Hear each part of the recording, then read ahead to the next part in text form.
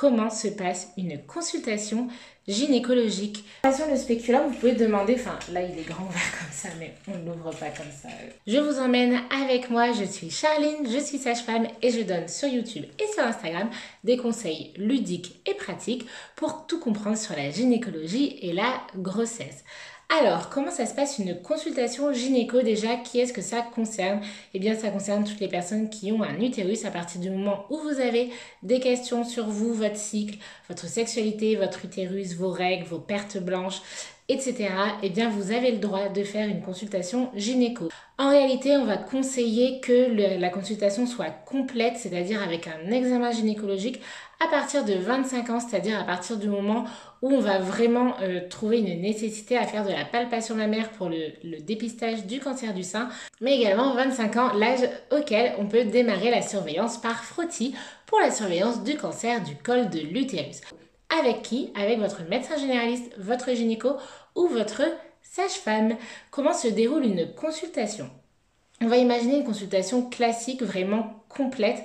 Comment ça se passe, sachant que rien n'est jamais obligatoire, vu que en fait, tout simplement, aucun acte médical ne peut être réalisé sans votre consentement, donc rien n'est obligatoire.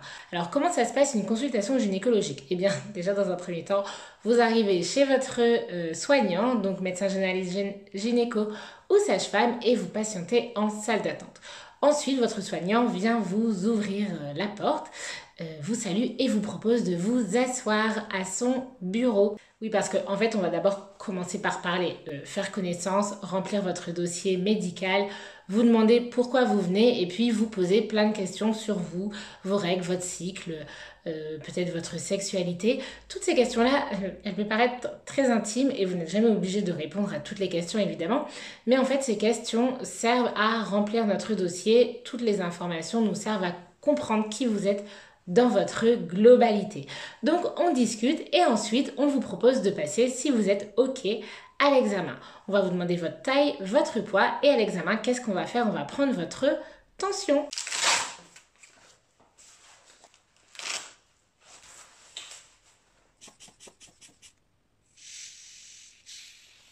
« 12,8, on est bon. » Donc la tension, généralement, on la prend sur la table d'examen. D'ailleurs, je vous propose qu'on continue de parler sur cette table d'examen. Bon, je suis sur une table d'examen, donc je suis semi-assise. Là, j'ai les jambes allongées, car moi, c'est une table longue. Mais selon votre praticien, eh bien, cette table d'examen, vous serez plus ou moins assis, plus ou moins, soit les pieds dans des étriers ou les jambes dans des étriers. Mais avant de s'occuper de ce qui se passe en bas, il est possible qu'on vous propose de faire une palpation mammaire, c'est-à-dire que votre soignant va pouvoir, avec ses mains, palper votre poitrine et vos aisselles afin de chercher s'il y a une masse ou une douleur ou un changement d'aspect au niveau de votre peau qui nécessiterait d'être examiné davantage. Généralement, une fois qu'on a pris la tension, qu'on a examiné la poitrine, alors chose que je n'ai pas dite, selon vos soignants également, on va vous proposer de vous déshabiller d'un coup ou par partie. Encore une fois, rien n'est obligatoire. Vous avez le droit de surélever le haut, d'enlever le haut, de garder le bas, puis d'inverser, ou lorsque on vous demande de tout enlever, eh bien vous pouvez demander à ce qu'on mette un petit bout de papier sur le bas afin de ne pas être toute nue. Vous pouvez également vous ramener un paréo, une serviette ou venir en robe, en jupe. Souvent la jupe d'ailleurs c'est plus pratique. Comme ça vous restez couverte en bas pendant qu'on s'occupe du haut. Une fois qu'on a fait la palpation mammaire, eh bien on va regarder en bas et pourquoi et qu'est-ce qu'on va regarder? Eh bien on va se servir d'un spéculum afin de pouvoir regarder le col. Je vais vous montrer ce que c'est un spéculum. Je vous fais vraiment cette vidéo un peu en mode vlog. Qu'est-ce qu'un spéculum? Eh bien c'est ça, c'est un outil qui je sais peut faire peur, on va en parler. Ce que je vous propose c'est que si toutefois vous avez envie que j'en parle davantage dans une autre vidéo, que je vous explique comment on s'en sert, à quoi ça sert, peut-être que je réponde à vos questions afin de vous rassurer, ce sera avec grand plaisir. Donc posez-moi toutes vos questions sur le spéculum en commentaire et comme ça je pourrai faire une autre vidéo sur le sujet. Qu'est-ce que le spéculum? Déjà, première information, il existe différentes tailles de spéculum. Là, c'est une taille plutôt moyenne et on n'est pas forcément obligé de tout insérer. En fait, le but, c'est de pouvoir insérer dans le vagin. Donc ça, c'est la partie qui est dans le fond du vagin. Et là, nous, ça nous permet de regarder de l'autre côté, comme ça. si vous êtes le col de l'utérus et que moi je suis le soignant de l'autre côté, eh bien avec mon œil je peux voir ce qu'il y a dans le vagin parce que sans ce spéculum je ne peux pas le savoir vu que le vagin n'est pas un trou béant. J'ai donc besoin d'un truc qui me permet de voir à l'intérieur du vagin. Qu'est-ce qu'on va regarder? Les parois vaginales, les pertes, mais également le col et son aspect. Si toutefois c'est le moment où on doit faire un frottis, eh bien on va faire un frottis à ce moment-là grâce au spéculum. Et encore une fois, si vous avez des questions sur l'examen par frottis, dites-le moi en commentaire et je répondrai avec grand plaisir.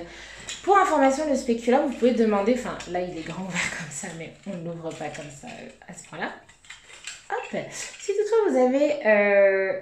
Oui, non, pour information, le spéculum, on peut, donc on met généralement du lubrifiant dessus afin de l'insérer. Vous pouvez demander à l'insérer vous-même et sinon, c'est le soignant qui l'insère lui-même. Une fois qu'on a fait l'examen au spéculum, on va pouvoir passer au toucher vaginal. Comment ça se passe? Votre soignant va mettre un gant et va vous examiner à l'aide de 2 doigts, c'est-à-dire 2 doigts donc, dans le vagin, de sorte à la fois on va palper, donc on va avoir une main sur le ventre, une main à l'intérieur du vagin pour vérifier s'il y a une masse, une grosseur, vérifier s'il y a des douleurs lorsqu'on examine. Une fois que l'examen clinique est terminé, on retourne au bureau. Si toutefois on a vu quoi que ce soit au niveau de l'examen, eh bien on vous en parle. On en discute au bureau. S'il y a des choses à prescrire, une contraception, eh bien c'est le moment d'en parler. Si vous avez des questions, on en parle.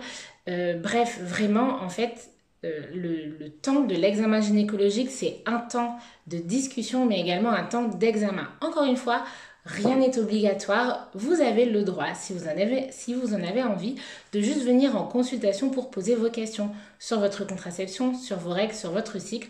Mais si toutefois, aujourd'hui, c'est pas le moment où vous souhaitez être examiné, eh bien, vous pouvez dire, écoutez, pas pour aujourd'hui, mais ce sera une autre fois.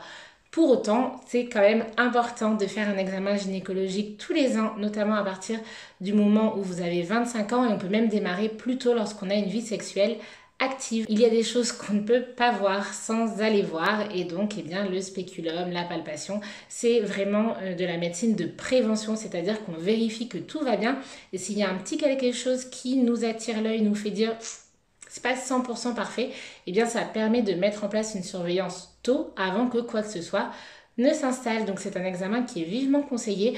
Je sais que c'est quelque chose qui peut faire peur. Donc prenez le temps de trouver le soignant qui vous rassure, le soignant avec qui vous pouvez poser vos questions. Encore une fois, si l'examen lui-même vous fait peur mais que vous avez plein de questions, eh bien allez consulter une sage-femme, un gynéco, un médecin généraliste. Posez vos questions et si toutefois vous vous sentez à l'aise, vous avez le droit de dire aujourd'hui j'avais juste besoin de faire connaissance mais la prochaine fois on fera l'examen parce que maintenant je me sens à l'aise. En tout cas, vraiment, je sais que ça peut faire peur mais votre santé est trop importante pour l'abandonner, donc prenez soin de vous. J'espère avec cette vidéo avoir éclairci un peu les choses. N'hésitez pas à liker cette vidéo si elle vous a plu.